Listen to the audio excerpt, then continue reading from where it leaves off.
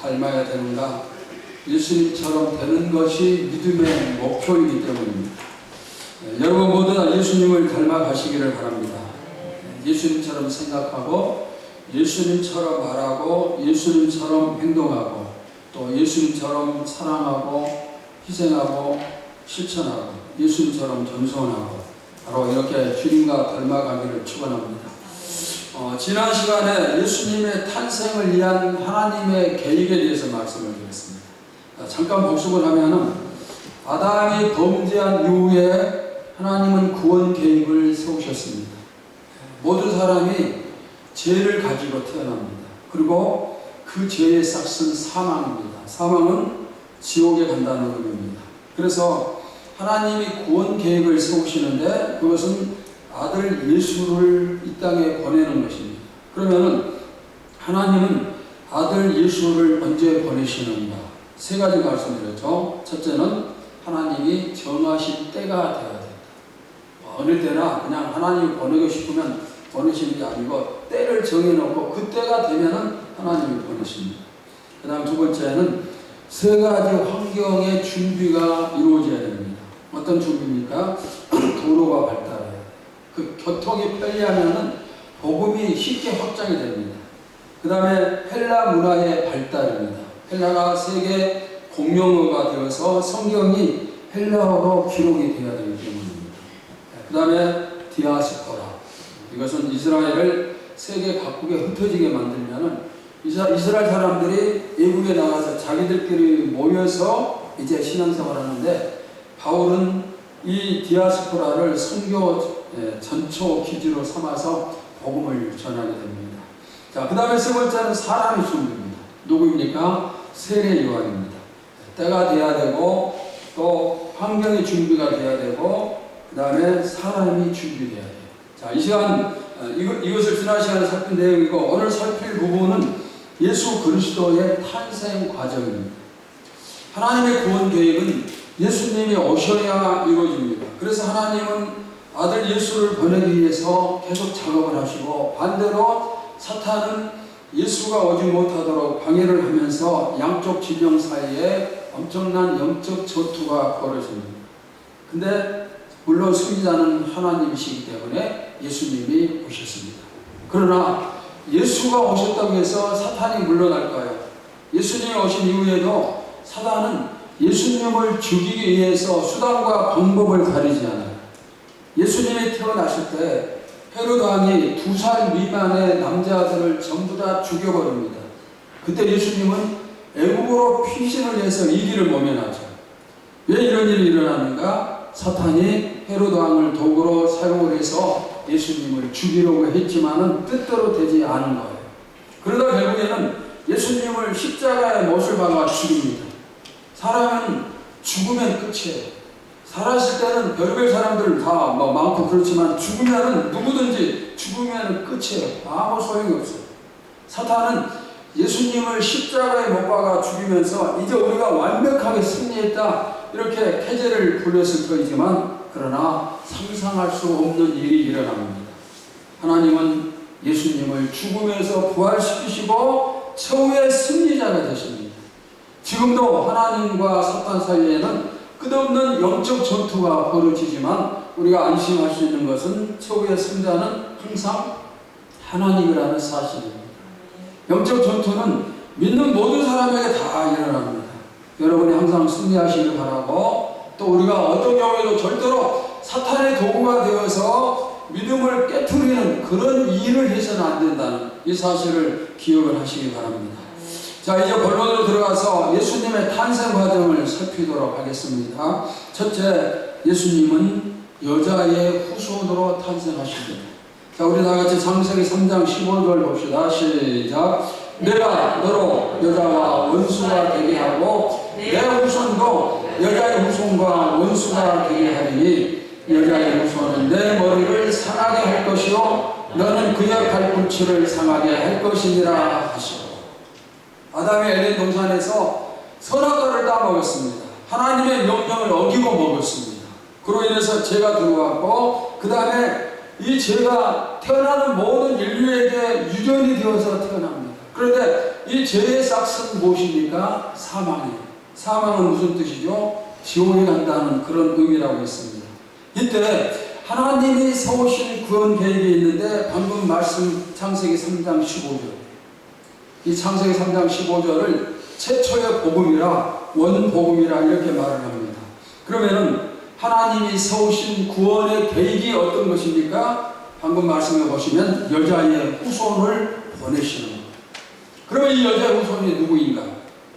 누가 여자의 후손입니까? 예수님이에요.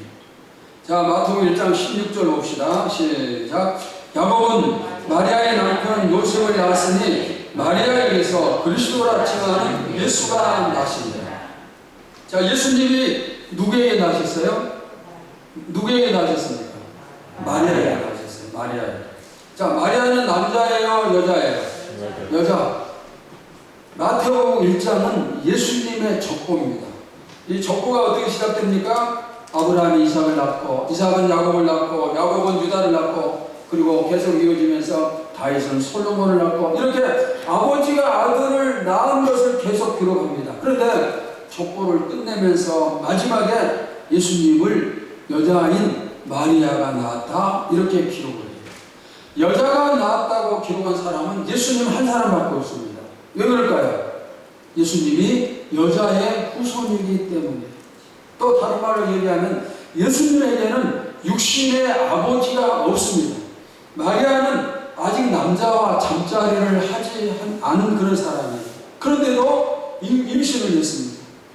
하나님이 약속하신 여자의 후손이 예수님임을 보여주시는 겁니다. 그런데 우리가 여기서 상식적으로 한 가지 의문이 생깁니다. 어떻게 아버지가 없이 자식이 태어날 수 있는가? 그런 의문이죠. 그 부분에 대해서 이제 살피겠습니다. 자, 두 번째는 처녀가 잉태하였어요. 예수님의 탄생은 여자의 후손인데 그 여자가 처녀라는 것입니다. 처녀라는 말은 남자를 성적으로 경험하지 않았다, 그런 의미죠. 처녀가 잉태한다, 그런 허무맹랑한 주장을 할 수가 있을까요? 자, 여러분 한번 대답해 보시기 바랍니다. 성경이 하나님의 말씀임을 믿습니까? 아멘. 하나님의 말씀을 믿나요? 아멘. 자, 그러면 그 말씀이 조금 더 틀림이 없는 진리임을 믿습니까? 아멘. 자, 그렇다면 그 아멘하는 믿음으로 제가 소개해주는 말씀을 보시기 바랍니다. 누가복음 1장 30절, 31절 같이 봅시다. 시작. 천사가 이르되 마리아여 무수하지 말라. 내가 하나님께 은혜를 입었느니라. 보라, 내가 잉태하여 아들을 낳으리니 그 이름을 예수라. 가브리엘 천사가 마리아를 찾아와서 네가 예수를 잉태했다, 이렇게 알려줍니다. 이 사실 앞에서 마리아가 뭐라고 반응을 합니까? 누가복음 1장 34절도 봅시다. 시작. 마리아가 천사에게 말하되 나는 남자를 알지 못하니 어찌 이 일이 있으리까? 마리아에게는 요셉이라는 약혼자가 있습니다. 그러나 두 사람은 아직 잠자리를 같이 하지 않은 상태입니다. 즉 결혼하지 않았기 때문에 마리아는 아직 그의 몸은 순결한 처녀입니다. 그런데 천사가 와서 네가 잉태하리라, 이렇게 말을 하고 있습니다. 여러분, 이 사실을 어떻게 황당해서 믿을 수가 있겠습니까? 그러나 이렇게 바꿔 생각하며 믿을 수 있어요. 천재를 창조하신 하나님이시라면 그분이 못하실 일이 뭐가 있겠습니까? 그분이라면 못하실 일, 하지 못할 일이 뭐가 있겠습니까? 그리고 하나님은 예수님이 태어나기 훨씬 이전에 구약 성경에서 이 사실을 이미 예언을 하셨어요. 자, 이사야 7장 14절을 봅시다. 시작. 그러므로 주께서 친히 징조를 너희에게 주실 것이라. 보라, 처녀가 잉태하여 아들을 낳을 것이요 그의 이름을 임마누엘이라. 자, 이 말씀은 예수님이 탄생하시기 약 750년 전에 예수님의 탄생에 대해서 예언하신 말씀인데, 누가 잉태하여서, 처녀가 잉태하여서 아들을 낳는다. 예수님 탄생 750년 전에 예언된 말씀입니다. 어떤 사람들은 처녀 탄생을 믿지 못합니다. 신학자들 가운데도 믿지 못한 사람들이 많아요. 그래서 어떻게 처녀가 잉태하여 이것을 받아들일 수가 있겠는가? 받지 못한다는 겁니다. 그래서 어떻게 성경을 번역하는가 하면은 결혼한 젊은 여자가 잉태하여 이렇게 번역을 해요. 그러면은 처녀가 잉태했다는 것과 결혼한 젊은 여자가 잉태했다는 이 두 가지 번역이 왜 일어나는가? 원어 성경을 살피면 처녀라는 히브리어는 알마라는 단어를 사용을 합니다. 근데 이 단어는 처녀도 포함되고 결혼한 젊은 여자도 포함시킬 수가 있는 단어예요. 그래서 처녀의 잉태를 믿지 않는 학자들은 결혼한 젊은 여자가 잉태하여 이렇게 해석을 합니다. 그러면 여러분 이 둘 중에 어느 쪽이 맞는 것일까요? 어느 쪽이 맞습니까? 여러분 처녀가 잉태하여 하고 결혼한 젊은 여자가 잉태하여 둘 중 어느 쪽이 맞아요? 모르겠어요? 아니 둘 중 어느 쪽이 맞아요? 성경이 뭐라고 기록을 하고 있어요? 성경은 뭐라고 기록을 하고 있어요? 처녀가 잉태. 자, 전부 대답하세요. 성경이 뭐라고 기록해요? 처녀가 잉태하여. 큰 소리로 마스크 벗고. 마스크 벗고. 자, 마스크 벗고 다시 시작. 처녀가 잉태하여. 아이, 그걸 안 믿으면 성경 믿을 필요가 없죠. 제가 어려운 질문도 하지 않는데 대답을 잘 하셔야지. 아멘 잘하고 대답 좀 하고 그렇게 서로 주고받도록 그렇게 합시다. 우리 장로님들이 큰 소리를 해야 돼요. 권사님들 큰 소리를 하고 왜 그냥 꿀먹은 벙어리처럼 다물고 아무 질문해도 대답 입도 벌리지 않고 그러면 설교가 맛이 나겠어요?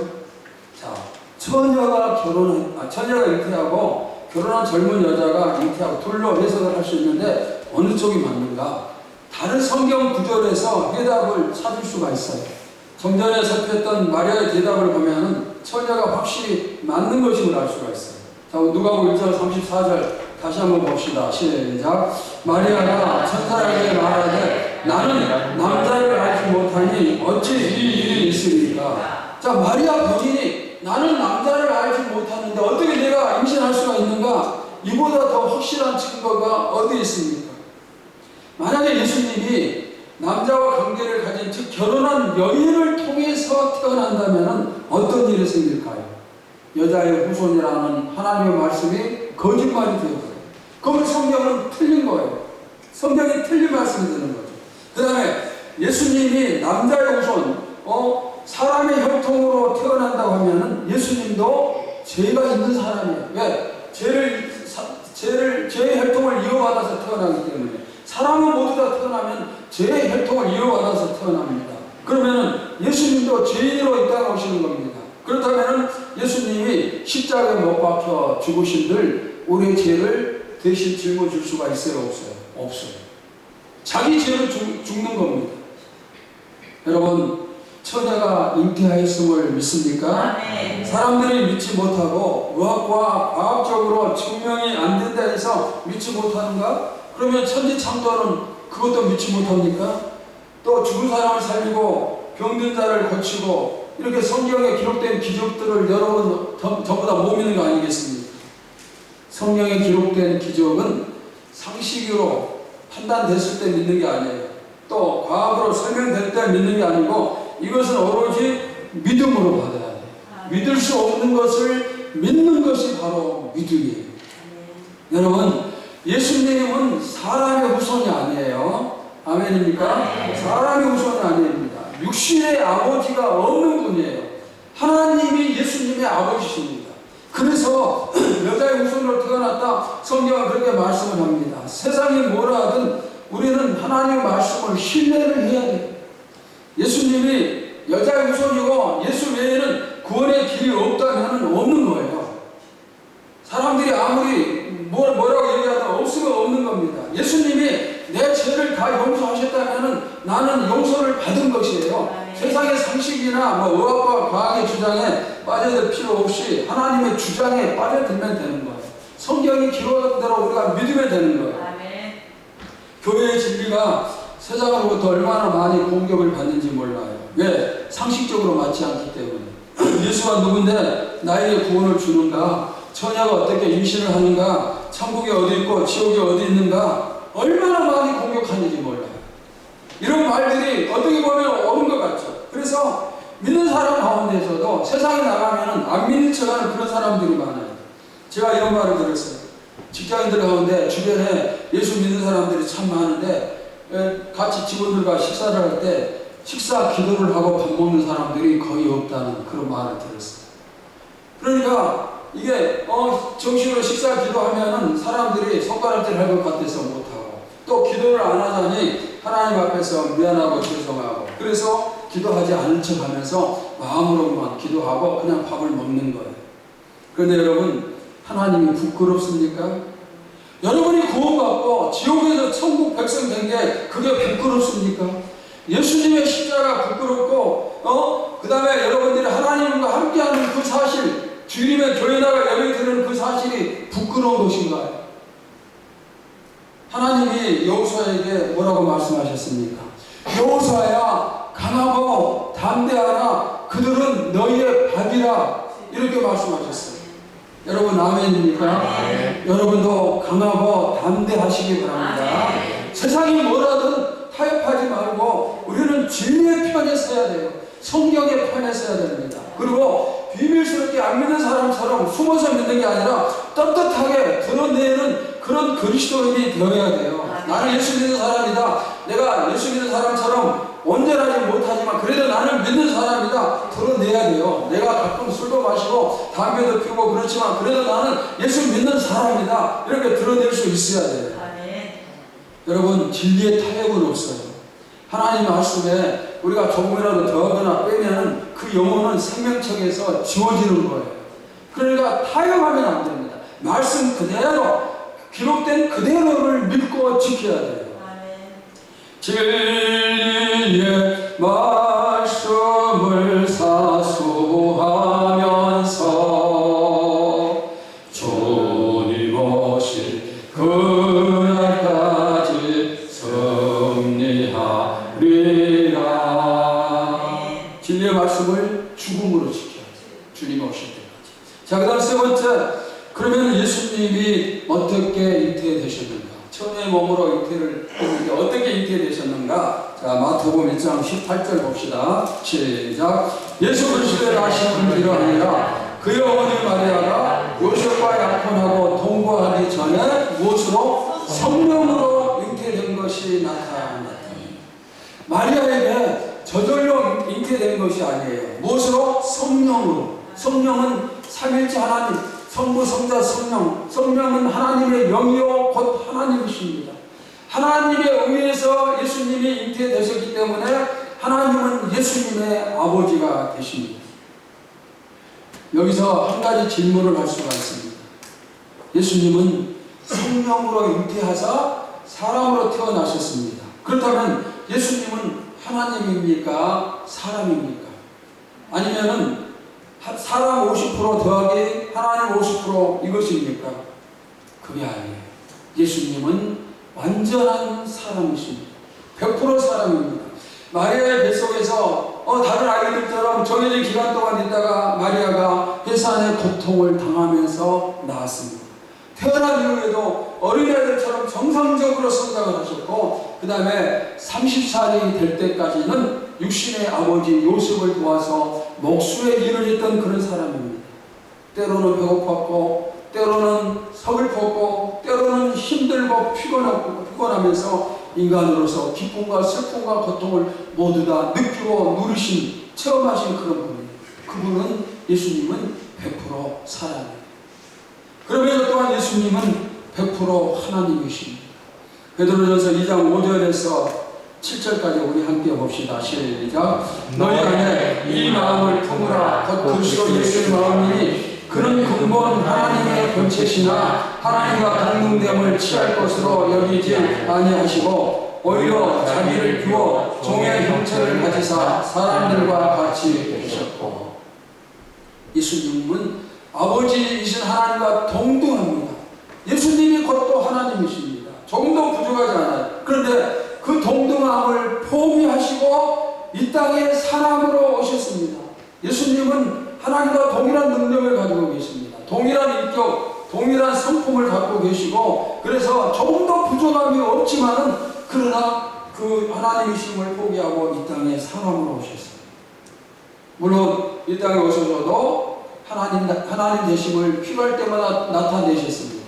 예를 들면 오병 이후로 5,000명을 먹이는 그런 기적, 하나님만 하실 수 있어요. 죽은 자를 살리고 병든 자를 치료하시는 거 하나님이시기 때문에 가능하고, 귀신을 물리치는 거 하나님이시기 때문에 가능하고, 폭풍을 잔잔케 하시며 자연을 다스리시는 거 하나님이기 때문에 가능한 사건입니다. 우리가 예당 시리즈를 살피면서 살피는 목적이 무엇이라고 했습니까? 예수님을 닮아가자. 예수님을 닮아가자입니다. 여러분이 날마다 예수님을 닮아가시되 특별히 그 중에서 꼭 필요한 겸손을 닮으시기 바랍니다. 예수님이 겸손하지 않으셨으면 이 땅에 오시지 않아요. 그분이 겸손하셨기 때문에 이 땅에 오셨습니다. 이 땅에 오시면 이 겸손으로부터 시작이 되었습니다. 우리 중 누구도 잘난 사람 없어요. 왜? 우리는 본래 누구의 종이었습니까? 사탄의 종이었고 지옥의 백성이었습니다. 지옥의 형벌을 받을 자였습니다. 내가 잘나서 예수 믿고 구원받은 것도 아니고 오직 하나님의 은혜와 하나님의 사랑에 의해서 구원을 받았어요. 그런데 어떻게 교만할 수 있어요? 교만한 사람은 자기가 잘나서 충성하고 내가 잘 믿어서 믿음이 좋은 줄 알죠.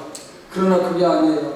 하나님이신 분이 왜 인간으로 이 땅에 오셨는가? 나를 구원하기 위함이에요. 나를 영원히 살리기 위함이에요. 그러니까 우리가 이런 주님의 겸손 앞에서 우리도 더 낮은 자가 되고 겸손한 자가 되어서 이웃에게 복음을 전하고 전도하는 그런 일에 힘을 써야 되는 거예요. 여러분, 우리가 겸손한 자가 될 때 주님처럼 이웃을 섬길 수가 있어요. 그러면 그때 복음을 전할 수가 있습니다. 자, 그 다음 네 번째, 만약에 예수님이 사랑의 혈통으로 태어나면 어떤 문제가 생길까요? 구약의 제사 제도를 살피면 해답을 알 수가 있어요. 구약의 제사 제도는 신약으로 말하면 우리가 예배 드리는 제도에 해당이 됩니다. 자, 예수님이 오시기 이전의 구약 시대에는 죄의 문제를 어떻게 해결했을까요? 하나님의 백성들이 죄를 지었습니다. 그러면 용서를 받아야 되죠. 그러면 어떻게 해결했습니까? 내가 죄를 지으면은 제물 짐승을 택해서 그 짐승에게 내 죄를 뒤집어 쓰고 짐승을 죽여서 하나님께 바치면 내 죄가 용서가 돼요. 그런데 이때 드려지는 짐승은 어떤 짐승인가? 쓸모없는 짐승을 드리면 안 됩니다. 깨끗하고 흠이 없는 정결한 짐승을 드려야 돼요. 더러운 짐승이나 흠이 있는 짐승은 하나님이 제물로 받지 않기 때문에 아무리 드려도 죄 용서를 받지 못합니다. 그래서 흠이 없는 깨끗한 짐승을 드려야 돼요. 그런데 이 구약의 제사 제도, 제사함을 주는 제사 제도는 문제가 있습니다. 약점이 있습니다. 어떤 약점인가 하면 내가 죄를 지을 때마다 그때마다 짐승을 죽여서 내 죄를 용서를 받아요. 그러니 얼마나 불편하겠습니까? 또 얼마나 돈도 많이 들고 얼마나 힘들겠습니까? 불완전한 제사. 그래서 하나님은 단 한 번의 제물로 모든 죄를 영원히 해결할 수 있는 계획을 세우셨는데 그것이 바로 예수 그리스도의 십자가.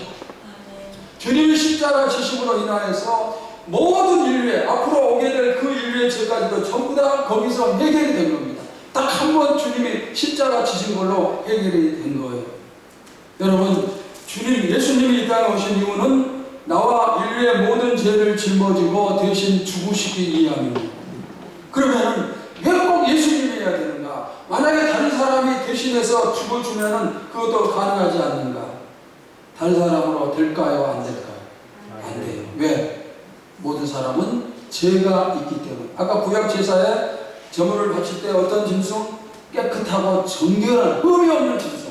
그러니까 누군가가 내 대신 죄를 짊어진다면 그 사람은 죄가 없는 의인이어야 가능해요. 그런데 사람 중에 죄 없는 사람이 있어요? 없어요? 없는 거예요. 아무도 없습니다. 만약에 예수님이 요셉과 마리아 사이의 육체 관계를 통해서 태어난다면 예수님도 죄인이 된다고 그랬어요. 왜? 인간의 혈통으로 태어나기 때문에.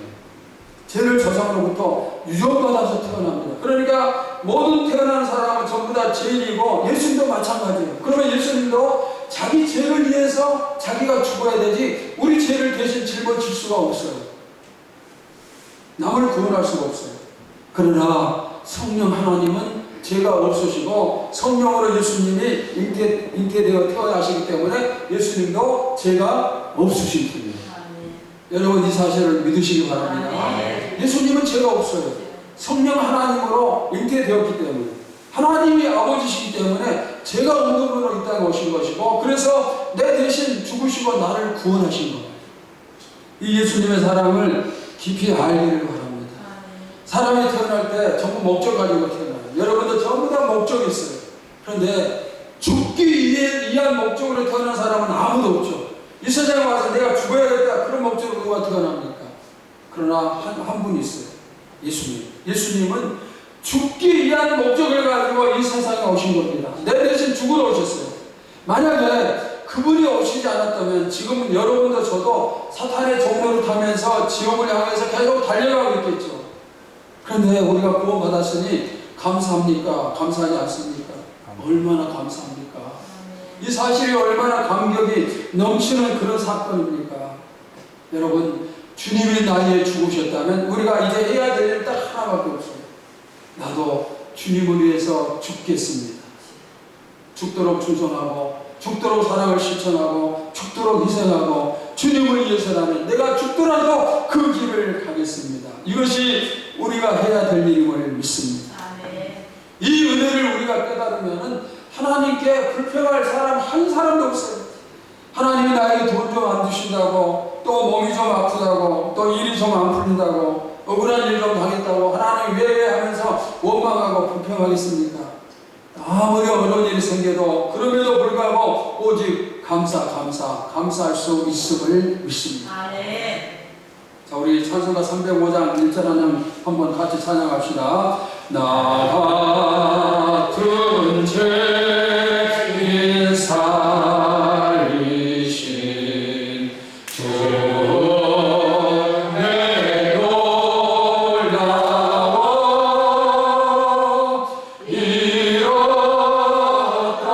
생명 찾았고 광명으로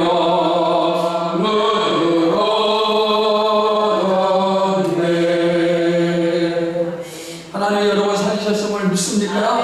그 은혜 잊지 말기를 주님의 이름으로 축원합니다. 자, 그 다음 마지막 다섯 번째, 예수님이 태어나신 곳이 어디입니까? 어디에서 태어나시죠? 베들레헴. 베들레헴의 위치는 예루살렘에서 남쪽으로 약 9km 있는 조그마한 마을이에요. 그러니까 거리는 여기에서 일산의 가자동보다 더 가까워요. 아주 조그마한 마을입니다. 그런데 이곳에서 예수님이 탄생하셨어요. 성탄절이 되면은 세계 모든 도시 가운데서 모든 마을 가운데서 가장 주목을 받는 곳이 바로 베들레헴입니다. 베들레헴은 다윗의 고향이에요. 다윗은 요셉의 조상이죠. 그러니까 요셉의 고향도 베들레헴입니다.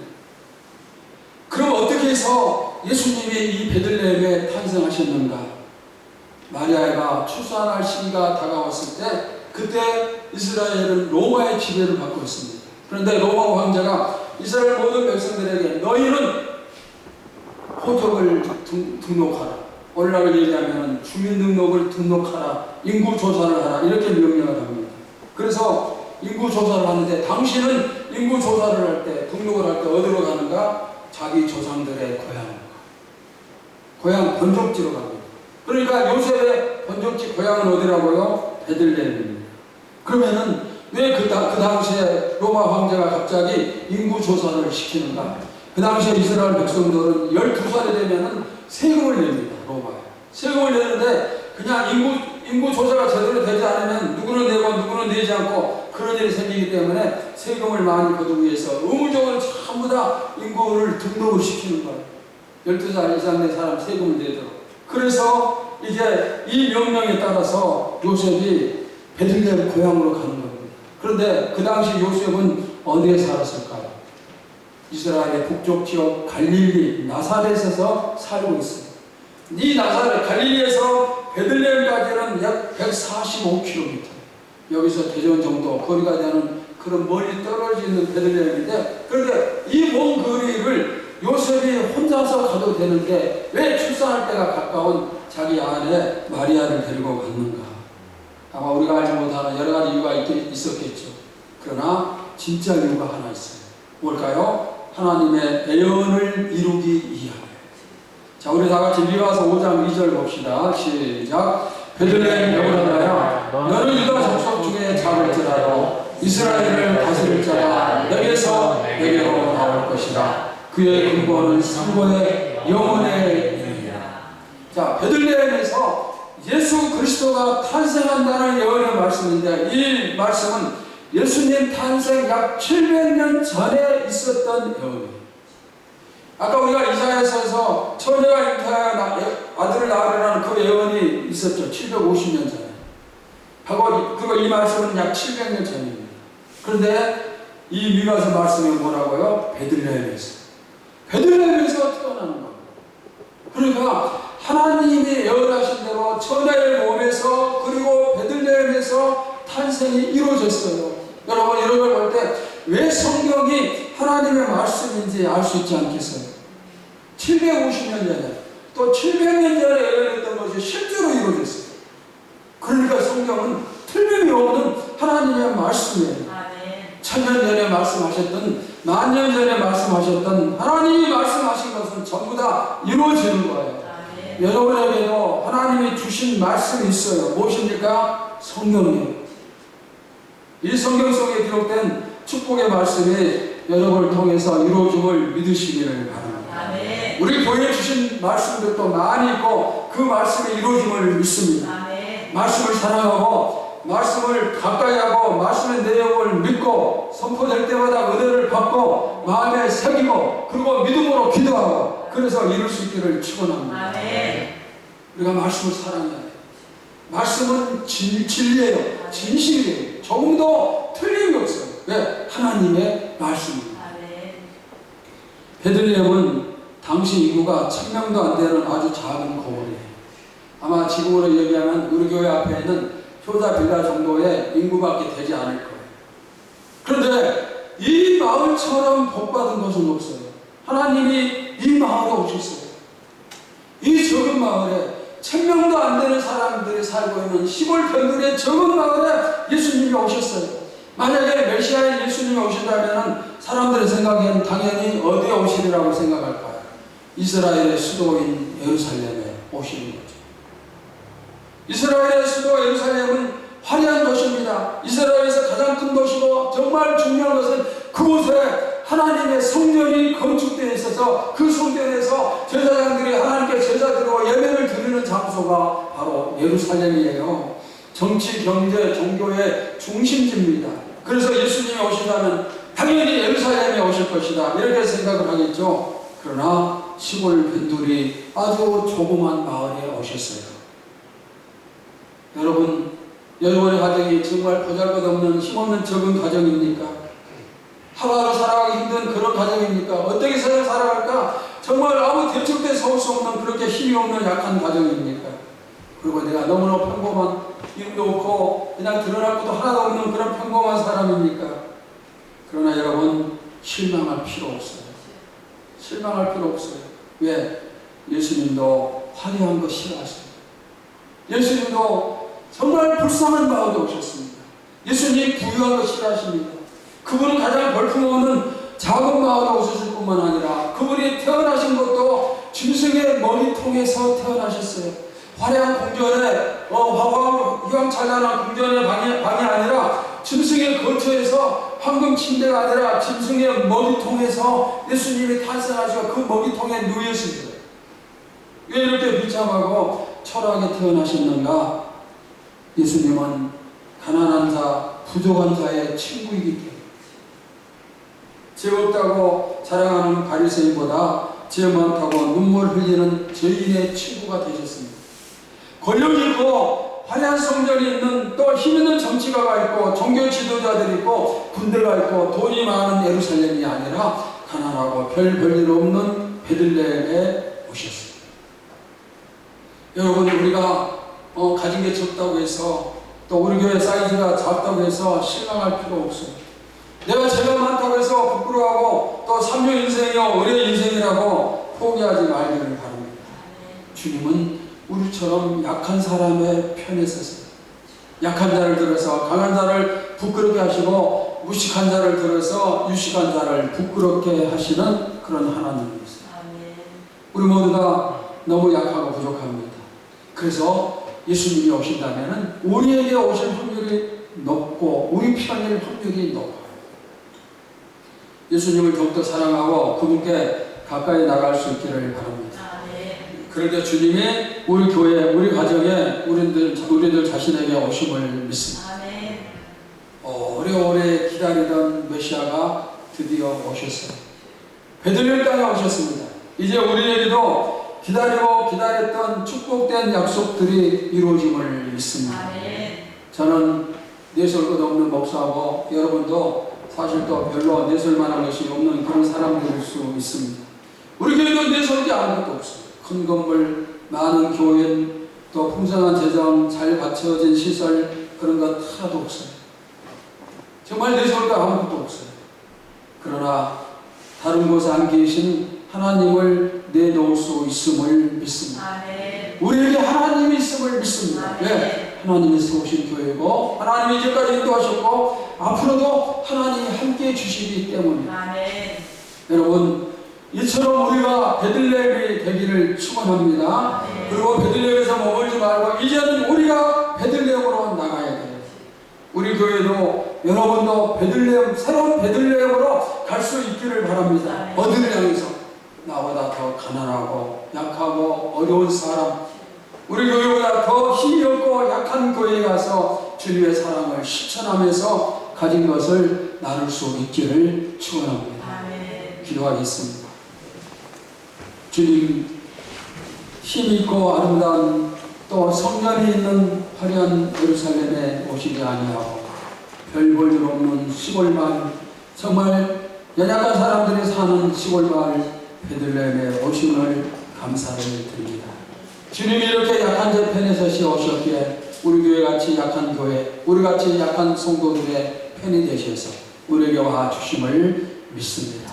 주님이 항상 내 편인 것을 기억을 하면서 우리가 당당하게 세상을 나가고 세상에서 복음을 전하게 하여 주시옵소서. 그러나 우리가 베들레헴에서 예수님이 찾아오시기만을 기다려서는 안 되겠습니다. 이제는 우리보다 더 힘없고 약한 베들레헴을 찾아 나서게 하여 주시옵소서.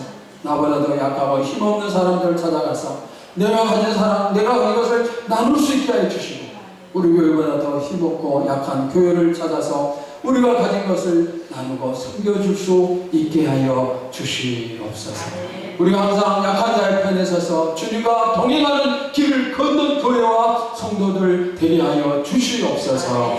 예수님의 이름으로 기도하옵나이다. 아멘.